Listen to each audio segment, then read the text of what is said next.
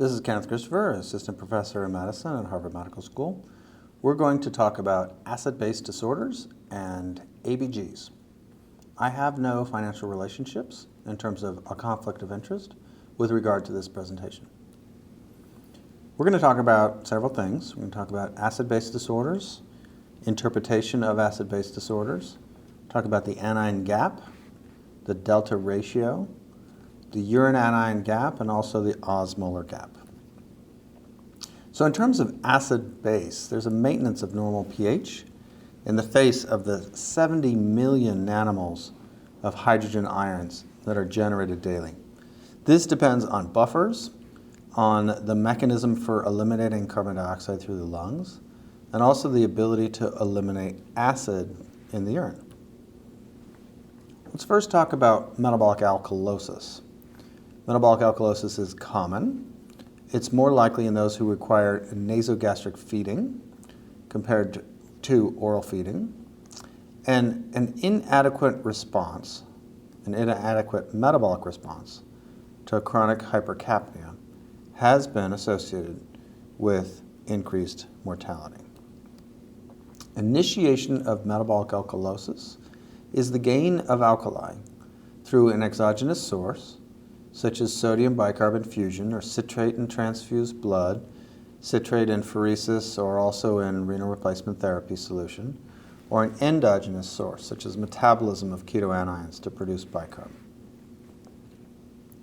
We can also initiate metabolic alkalosis by the loss of H+ via kidneys, via diuretics, and also through the gut via vomiting and gastric suction. In terms of the maintenance of metabolic alkalosis, chloride depletion results from the loss of gastric acid, diuretic use. This accounts for 90% of clinical cases of metabolic alkalosis. Loop and thiazide diuretics, where urinary chloride losses are greater than urinary bicarb losses. These are seen only in volume-depleted high aldosterone patients who also have a low dietary chloride intake, so someone who is faithfully following a salt-restricted diet. In terms of potassium depletion, bicarbonate reabsorption in both the proximal and distal tubules is increased in the presence of potassium depletion. Also, one sees this in primary hyperaldosteronism and Cushing syndrome with high-dose corticosteroids. With regard to urine chloride and metabolic alkalosis, if the cause of the metabolic is not apparent, urine chloride may be of some use. A urine chloride less than 10 millimoles per liter is associated with volume depletion through increased proximal tubule reabsorption of bicarb. This is responsive to sodium chloride because it replaces chloride and volume. And the cause, where urine chloride is less than 10 millimoles per liter, is usually vomiting in 90% of cases. It's possibly associated with prior thiazide diuretic use as well. With urine chloride greater than 20 millimoles per liter, one usually has volume expansion and hypokalemia. It is not responsive to intravenous sodium chloride, and the cause is usually an excess of aldosterone, severe potassium deficiency, and also current diuretic therapy. In terms of metabolic alkalosis compensation, hypoventilation causes a compensatory rise in arterial PCO2, and the magnitude of the response has generally been found to be very variable. The expected PCO2 in terms of one formula is 0.7 times the bicarb plus 20 millimeters of mercury, plus or minus 5. In terms of correcting metabolic alkalosis, one needs to treat the underlying disorder and also replete chloride, potassium, and volume, which will improve renal bicarb excretion. The major effects of metabolic alkalosis: respiratory depression via both central and peripheral chemoreceptors, decrease oxygen delivery to tissues by exerting a vasoconstriction effect and by impairing hemoglobin's ability to release oxygen. Alkalosis-induced tissue hypoxemia that adversely affects cerebral, coronary, and peripheral circulation. And also an inadequate metabolic response to chronic hypercapnia has been associated with increased mortality. In terms of acetazolamide, carbonic anhydrase inhibitors hinder renal acidification, causing the kidney to partially correct a metabolic acidosis. Only rarely does the plasma bicarb concentration return to normal. A potential problem associated with carbonic anhydrase inhibitors in patients with lung disease is a worsening of hypercapnia. And carbonic anhydrase inhibition can prevent red cell uptake of carbon dioxide in peripheral tissues and can prevent carbon dioxide release in the lung. Let's talk about metabolic acidosis. Metabolic acidosis is a disorder that reduces the extracellular bicarbonate concentration. It results in accumulation of excess acids that consume bicarbonate. Generates a high anion gap acidosis because the excess acids contribute an organic anion to the circulation, as well as a hydrogen ion. We also can see this with gastrointestinal or renal loss of bicarbonate salts. This results in a non-gap acidosis.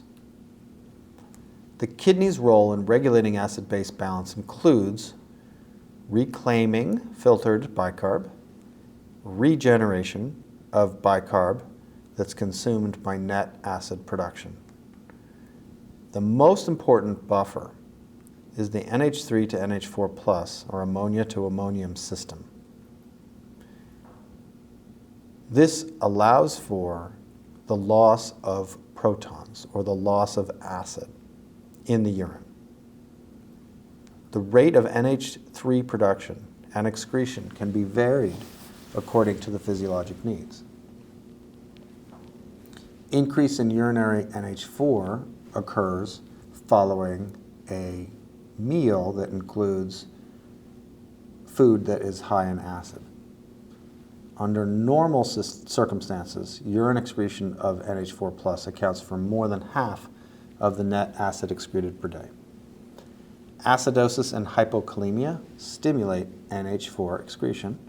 Alkalosis and hyperkalemia decrease NH4 excretion. In terms of non-GAP or hyperchloremic metabolic acidosis, we have renal causes such as renal tubular acidosis or the use of carbonic anhydrase inhibitors. We have GI causes such as severe diarrhea, ureteroenterostomy or obstructed ileal conduits, drainage of pancreatic or biliary secretions, small bowel fistulae, or other causes such as recovery from ketoacidosis or addition of HCl or NH4Cl to intravenous solutions. The urinary anion gap can be useful for non-GAP or hyperchloremic acidosis that is not obvious. Only sodium, potassium, and chloride are commonly measured in urine, so the other charged species are the unmeasured anions, or cations. The urinary anion gap is defined as sodium plus potassium minus chloride. And this urine anion gap provides a rough index of urinary ammonium excretion. With normal kidney function and acidosis, urine NH4Cl should increase, driving the urine anion gap negative. A negative urine anion gap is GI loss of bicarb, usually diarrhea, can be remembered by the mnemonic negative, and a positive urine anion gap is impaired renal distal acidification, most commonly seen in RTA.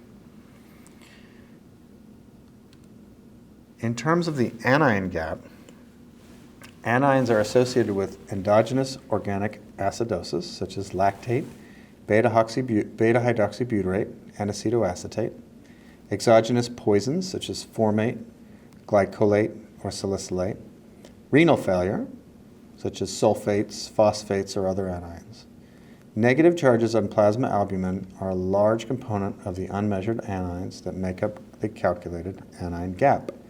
Hypoalbuminemia will lead to an underestimation of the size of the anion gap and potentially to the failure to recognize a clinically important high anion gap acidosis. A corrected anion gap avoids this problem. For every 1 gram per deciliter decrease in serum albumin below 4.4, 2.5 milliequivalents per liter is added to the calculated anion gap. An elevated anion gap always strongly suggests metabolic acidosis. But what does elevated mean? An anion gap of 20 to 30, there is a high chance of metabolic acidosis. And an anion gap greater than 30, metabolic acidosis is certainly present. When the anion gap is 15 to 20, it may be difficult to find an anion gap. An elevated anion gap always strongly suggests a metabolic acidosis, but what does elevated mean?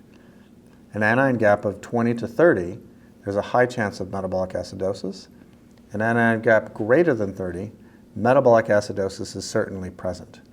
With an anion gap between 15 and 20, it's unclear if a metabolic acidosis is present, but that may be present if the difference between the outpatient anion gap and the current critical illness anion gap is higher than 5 points. In terms of the delta ratio, the delta ratio assessment guidelines in patients with a metabolic acidosis include less than 0.4, hyperchloremic non-GAP acidosis is likely present, 0.4 to 0.8, a combined high anion gap and non-GAP acidosis is present, a delta ratio of 1 to 2, this is a typical pattern in high anion gap metabolic acidosis, and a delta ratio greater than 2, either a coexisting metabolic alkalosis or a coexisting chronic respiratory acidosis is present. With regard to the delta ratio or the delta-delta, this is an increase in anion gap over a decrease in bicarb.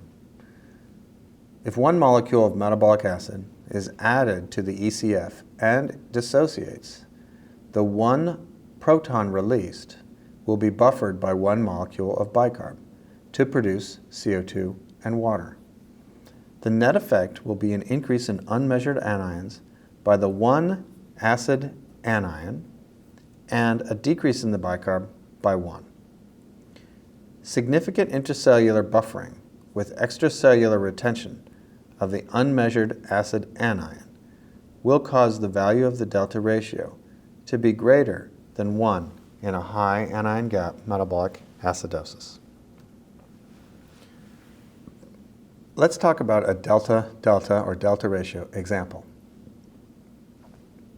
For our purposes, a normal anion gap is 10 and a normal bicarb is 24. If we looked at case 1, an anion gap of 20 is present with a bicarb of 17. If we look at our delta anion gap over our delta bicarb, we get 20 minus our normal anion gap of 10 over our normal bicarb of 24 minus our current bicarb of 17, which is 1.47, which is equivalent to an uncomplicated high anion gap acidosis. With regards to case 2, an anion gap of 20 and a bicarb of 12, we have a delta anion gap over a delta bicarb of 20 minus 10 over 24 minus 12, which equals 0.08, which indicates less bicarb than expected. If we have less bicarb than expected, then we have our high anion gap acidosis, because our anion gap is 20, with an additional non-gap acidosis, because we have less bicarb than expected. In case 3, we have an anion gap of 20 and a bicarb of 20. With regards to our delta anion gap over our delta bicarb, we have 20 minus 10 over 24 minus 20. The delta ratio is 2.5, which indicates more bicarb than expected is present. So because we have an anion gap of 20, we have a high anion gap acidosis, and because our delta ratio is 2.5, we also have additional metabolic alkalosis, or additional compensated respiratory acidosis, because there is more bicarb than expected present. In terms of our increase in anion gap over our decrease in bicarb, or our delta ratio, again, if we have a delta ratio of less than 0.4, we have hyperchloremic non-gap acidosis. If it is 0.4 to 0.8, we have a combined high anion gap and non-gap acidosis associated with renal failure, where delta-delta is less than 1.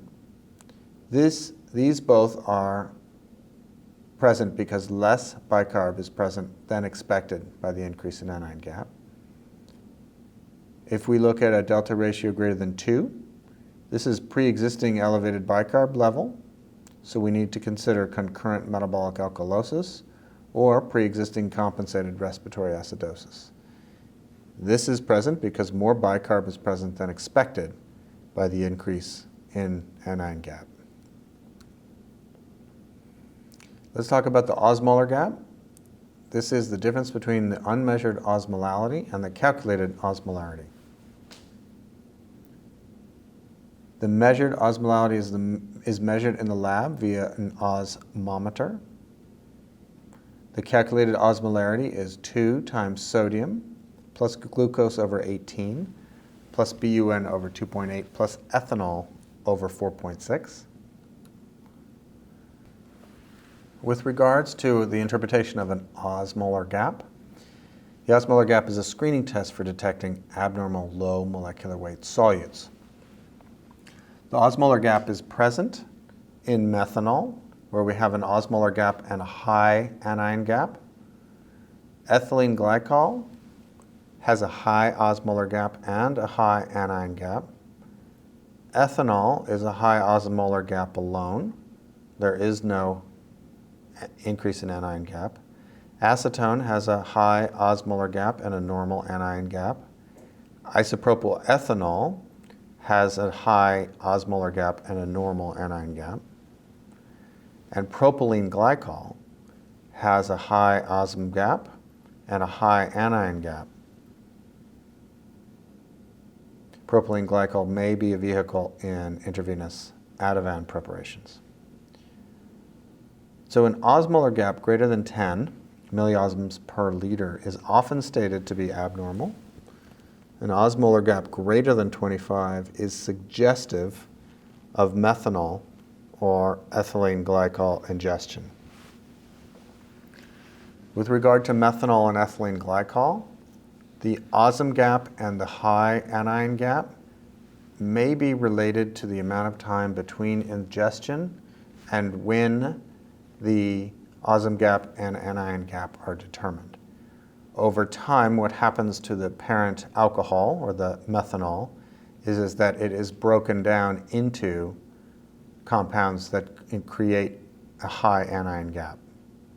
And so if a patient ingests methanol in the emergency department and bloods are drawn immediately thereafter, the patient may have a osm gap, but not a high anion gap because the methanol has not been broken down into compounds that will cause the high anion gap.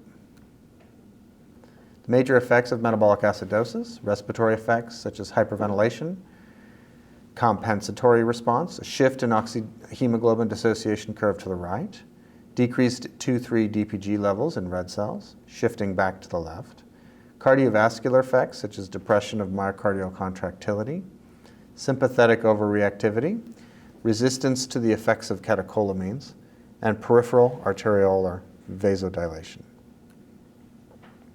Let's talk about respiratory acidosis. An adult at rest produces 200 milliliters of CO2 per minute. Increased production of carbon dioxide leads to respiratory acidosis if ventilation remains constant, and increases in PCO2 very promptly results in a large increase in ventilation, which maintains the PCO2 at 40 millimeters of mercury. With regard to respiratory acidosis, inadequate alveolar ventilation is the most common. This is from central respiratory depression and other CNS problems caused by inadequate mechanical ventilation. Nerve or muscle disorders can contribute. Lung or chest wall defects can contribute. And airway disorders such as obstruction can also contribute. Respiratory acidosis exists from overproduction of carbon dioxide, and this may be something like hypercatabolism from malignant hypothermia. Increased intake of carbon dioxide may occur with rebreathing of CO2-contained expired gas, or potentially insufflation of CO2 into the body cavity via some laparoscopic surgery procedures. Hypercapnia may result from stimulation of ventilation via both central and peripheral chemoreceptors. Cerebral vasodilation increases cerebral blood flow and intracranial pressure may result, and central depression at very high levels of PCO2 may result. Stimulation of the sympathetic nervous system resulting in tachycardia, peripheral vasoconstriction and sweating results from hypercapnia, and peripheral vasodilation by direct effect on vessels. The compensation response to an acute respiratory acidosis is limited to buffering rapidly inside red blood cells via carbonic anhydrase and hemoglobin. With continuation of the acidosis, the kidneys respond by retaining bicarb. And the renal response begins by 6 to 12 hours, and it's maximal at 3 to 4 days. This results in increased bicarb production and increased NH3 production to buffer the H+ to increase urinary excretion of NH4Cl. The PCO2 quickly returns to normal with restoration of adequate alveolar ventilation. The correction of the elevated bicarbonate, or renal compensation, associated with chronic respiratory acidosis may not be rapid. The return of plasma bicarb to normal requires renal excretion of the excess bicarbonate. In certain abnormal conditions, the excretion is impaired and the bicarbonate level remains elevated. The persistence of elevated bicarbonate, despite resolution of the chronic respiratory acidosis, is referred by some as the post-hypercapnic alkalosis. Let's talk about respiratory alkalosis.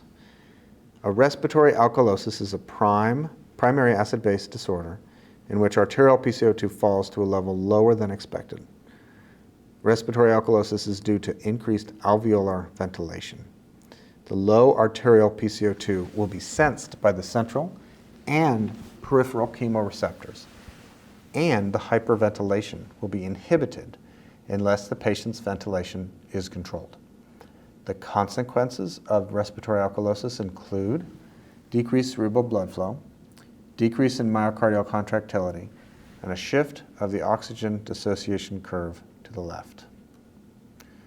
Central causes include head injury and stroke, also anxiety, pain, fear, salicylate intoxication, progesterone during pregnancy, and cytokines during sepsis. Hypoxemia, relative to peripheral chemoreceptors that stimulate respiration. Pulmonary causes act via intrapulmonary receptors, such as pneumonia, asthma, pulmonary embolism or pulmonary edema, or iatrogenic via excessive controlled ventilation. With regard to acute respiratory alkalosis, the buffering is increased. The buffering is by intracellular proteins. There's a slight decrease in bicarb, and renal compensation has an insufficient time to respond. The lower limit of, quote, compensation is 18 millimoles per liter. With chronic respiratory alkalosis, renal loss of bicarbonate causes a further fall in plasma bicarb, And this maximal response takes 2 to 3 days to reach, and the limit of compensation is a bicarb of approximately 12 to 15 millimole per liter. A patient cannot have both a respiratory alkalosis and a respiratory acidosis. Hyperventilation is used to acutely decrease intracranial pressure as the onset is rapid. However, the effect does not last. The effect on cerebral blood flow is time limited, as equilibration of bicarbonate across the blood-brain barrier occurs over 4 to 6 hours, and cerebral blood flow and intracranial pressure return towards normal. Let's talk about acid-base interpretation. I am going to give you a framework to solve acid-base problems. First, we will start with a clinical stem, such as vomiting or diarrhea, nasogastric suction. We'll talk about the pH, whether it's acidemic or alkalemic. We'll look at the pattern of bicarb and PCO2, the primary disorder. We'll determine whether the compensation is appropriate. Next, we'll look at whether the anion gap is present. If the anion gap is present, then we'll look at the delta ratio and the osmolar gap, and then look for hints and other investigations.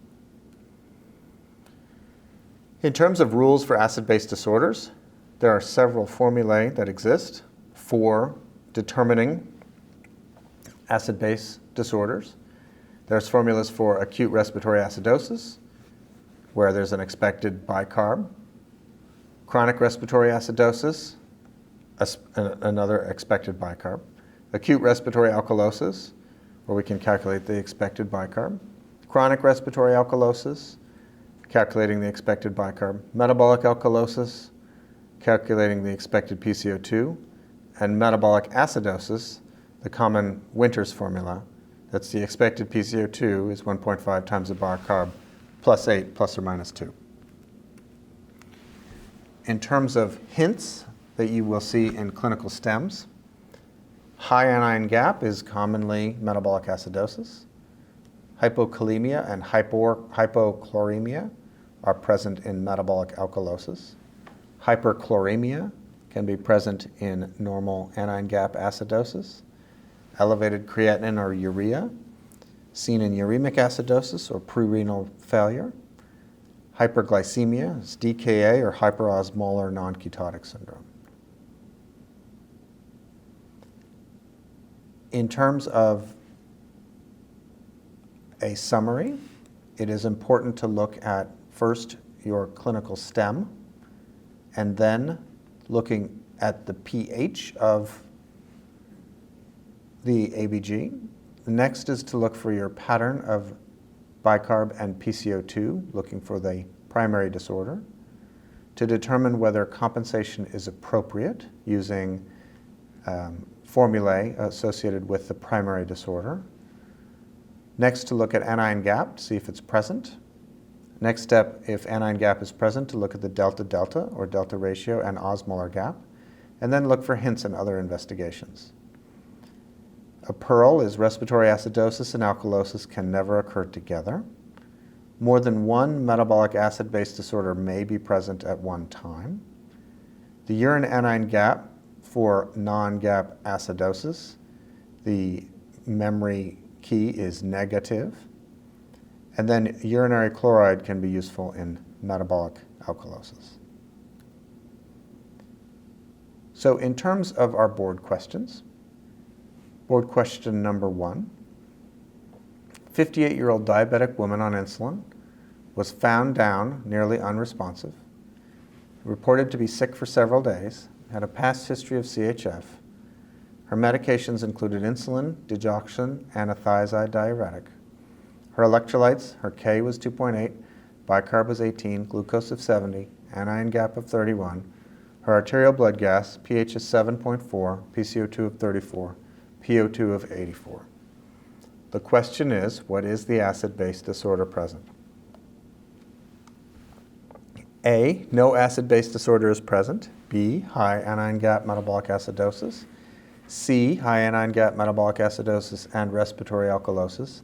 D, high anion gap metabolic acidosis and metabolic alkalosis. E, high anion gap metabolic acidosis or non-gap acidosis and metabolic alkalosis. So the answer to board question number 1, the question is, what is the acid-base disorder present? And the answer is D, high anion gap metabolic acidosis and metabolic alkalosis. We're going to go through the 7 steps. Number 1, clinical stem. There's diabetes and obtundation, which gives us potentially some clues. Our pH is 7.40. This can occur with mixed acid-base disorders. The pattern of bicarb and PCO2. We have a primary metabolic acidosis because we have a low bicarb. We also have an anion gap that is present at 31. Is compensation appropriate? The formula for the primary metabolic acidosis is expected PCO2 of 1.5 times the bicarb, which is 18, plus 8, which is 35, with a 35 expected PCO2 and a 34 in the actual PCO2, it appears that compensation is appropriate. Is the anion gap present? Yes. Next step is the delta ratio, looking at delta-delta. The delta-delta is 31, which is the anion gap, minus 10, which is the, quote, normal anion gap, divided by the normal bicarb of 24, minus the actual bicarb of 18, which equals 3.5. Therefore, there is more bicarb than expected. So, if there's more bicarb than expected, that indicates that a metabolic alkalosis is present, and this is probably from athiazide. With regard to the osmolar gap, we do not have enough information to calculate the osmolar gap. The hints in the other investigations include urine ketones and potential serum osm. So the board answer is high anion gap metabolic acidosis and also the metabolic alkalosis, which we determined using the delta-delta. Board question 2, 35-year-old healthy female presented with confusion and abdominal pain 8 hours following exercise. Respiration rate was 22. There was no evidence of intoxication. ETOH is negative. Her serum lights, sodium of 135, potassium of 3.7, chloride of 109, BUN of 12, glucose of 106, bicarb of 23, pH 742, PCO2 of 35, PO2 of 138. Our serum osms is 319 milliosms. The question is, the acid-base disorder present is none. B, high anion gap metabolic acidosis. C, high anion gap metabolic acidosis and respiratory alkalosis.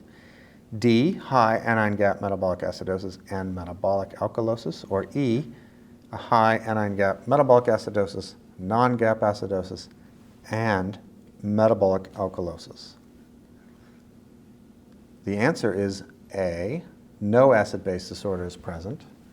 Let's go through our steps to determine our answer. Number 1, our clinical stem. We have confusion and potential intoxication. The pH is near normal at 7.42, and this can occur with a mixed acid-base disorder or no disorder. 3, the pattern of bicarb and PCO2 is not abnormal. Because the pattern is not abnormal, the compensation is not needed. There is no compensation. Is anion gap present? The anion gap is 3, so no.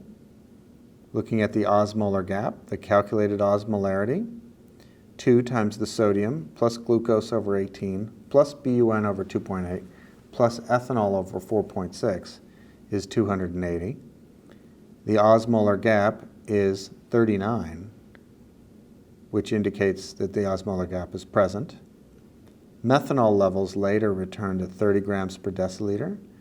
The anion gap is absent because the patient presented before methanol was metabolized to formaldehyde and formic acid, which would be the unmeasured anions which would cause the anion gap.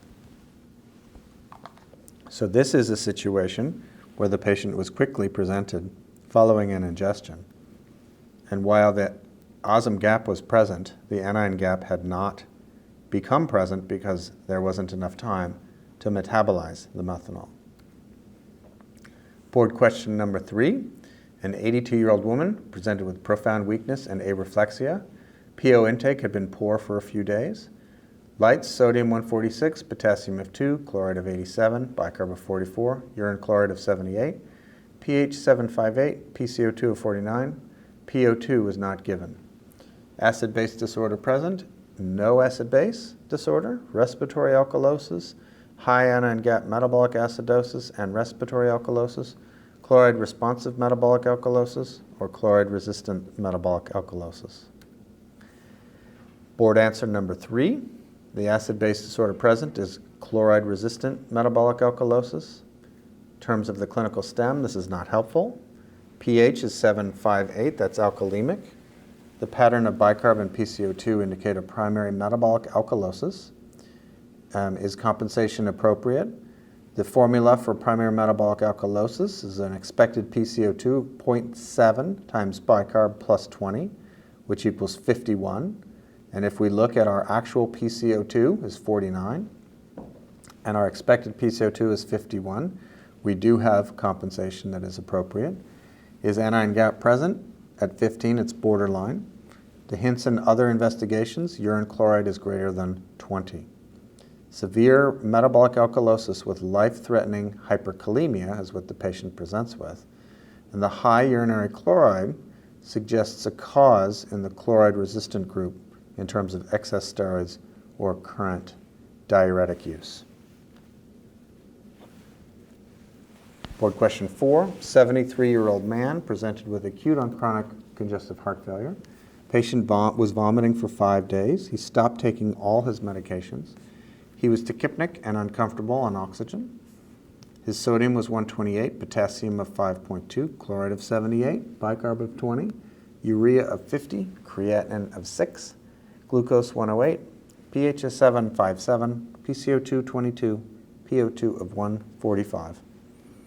The acid-base disorder present is no acid-base disorder present, respiratory alkalosis, high anion gap metabolic acidosis with non-gap metabolic acidosis and respiratory alkalosis, metabolic alkalosis, or primary respiratory alkalosis with high anion gap metabolic acidosis and metabolic alkalosis. The acid-base disorder that is present is E, primary respiratory alkalosis with high anion gap metabolic acidosis and metabolic alkalosis, so a triple acid-base disorder. Looking at the clinical stem, we have congestive heart failure, potential lactic acidosis, vomiting indicates metabolic alkalosis, tachypnea may indicate respiratory alkalosis, renal failure with a high anion gap may indicate metabolic acidosis. Our pH is 757, which indicates an alkalemia. The pattern of bicarb and PCO2 indicates a primary respiratory alkalosis. Is compensation appropriate? With a primary respiratory alkalosis, we would use the formula of expected HCO3, or expected bicarb, of 24 minus 5 times 40 minus the actual PCO2 over 10, which equals 15. The actual PCO2 is 20, indicating that there is a metabolic alkalosis that is present. Is anion gap present? The anion gap in this case is 30, so yes. Next step would be to look at the delta ratio. Our delta ratio is 30 minus our quote normal, which is 10, divided by 24 minus 20, which equals 5. Therefore, more bicarb is present than expected. Thus, we have a metabolic alkalosis present. Hints in other investigations are a urinary chloride of greater than 20. So we have a primary respiratory alkalosis with a high anion gap metabolic acidosis and also a metabolic alkalosis. Board question number 5, a 7-year-old male. Patient had cardiac arrest following admission. Resuscitation included intubation and bag ventilation. Blood gas during the code was 6.85 with a PCO2 of 82, PO2 of 214, bicarb of 14, anion gap of 24, and a lactate of 12. The acid-base disorder present is high anion gap metabolic acidosis with respiratory acidosis and respiratory alkalosis, high anion gap metabolic acidosis, high anion gap metabolic acidosis with respiratory acidosis, high anion gap metabolic acidosis with non-gap metabolic acidosis and respiratory acidosis, high anion gap metabolic acidosis with non-gap metabolic acidosis and respiratory alkalosis. A challenging question for sure. The answer is C, a high anion gap metabolic acidosis with respiratory acidosis. Let's go through our steps to try to figure out this question. So first we start with the clinical stem. We have lactic acidosis. Lactic acidosis present, that's a high anion gap metabolic acidosis. We also have poor ventilation, which might indicate a respiratory acidosis. Our pH is 6.85, which is acidemic. Our pattern of bicarb and PCO2 indicate a primary metabolic acidosis. Question next is compensation appropriate? Our expected PCO2 is the Winters formula, which is 1.5 times 14, which is the bicarb, plus 8, which is 29. The actual PCO2 is 82, which indicates that a respiratory acidosis is present because more PCO2 is present than expected. The next step is to look at whether or not the anion gap is present, and an anion gap of 24, yes, the anion gap is present. And then the next step is to look for the delta ratio. And the delta ratio in this case is 24, which is the anion gap, minus the normal anion gap, which is 10, divided by 24, which is the bicarb, less the normal bicarb, less 14, which is the actual bicarb. The delta is 1.4, so 1.4 means that the bicarb measured is as expected. And so in this particular case, we have a high anion gap metabolic acidosis and a respiratory acidosis.